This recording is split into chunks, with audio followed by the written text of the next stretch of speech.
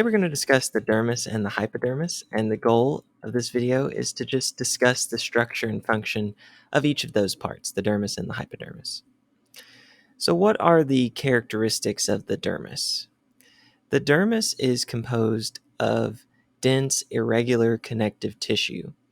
Connective tissue is just tissue that supports and gives structure to other tissues and organs in the body.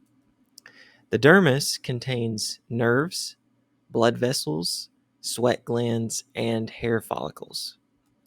The boundary between the epidermis and the dermis is a wavy layer called the dermal papillae. This irregular surface is the cause of your fingerprints, which are also known as your epidermal ridges. These ridges increase friction, allowing us to pick up objects more easily. Now, the dermis is composed of two layers. The papillary layer is made of loose connective tissue, and the reticular layer is made of bundles of collagen fibers. Collagen is the most abundant protein in the body, and these collagen fibers form a kind of scaffold that gives extra support to the connective tissue. In the image here, you can see the papillary layer is more towards the surface, and the reticular layer is deeper.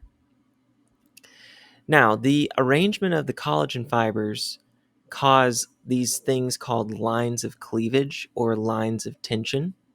So let's take a look at these lines and discuss their importance. Lines of cleavage are very important to surgeons, and here's why. Cuts should be made parallel to the lines of cleavage for quicker healing and less scar tissue formation. You can see the lines of cleavage in this image, both anterior and posterior. Now let's talk about how blood flow in the dermis can change.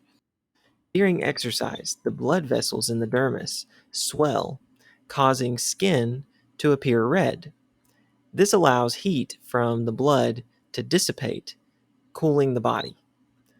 When blood supply to the skin is restricted for a prolonged period of time, decubitus ulcers, also called bed sores, can form.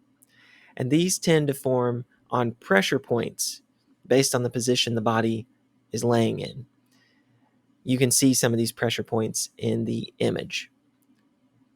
About 1 in 10 nursing home residents suffer from bed sores. Let's finish up by talking briefly about the hypodermis. The hypodermis is also known as the subcutaneous layer. It is not actually a part of the skin. It's composed of loose, fatty connective tissue that connects the skin to muscle or bone. It also insulates and stores nutrients. To sum up, the dermis is found just below, just deep of the epidermis, and it contains blood vessels and nerves. It has a papillary layer and a reticular layer made of collagen that forms these lines of cleavage.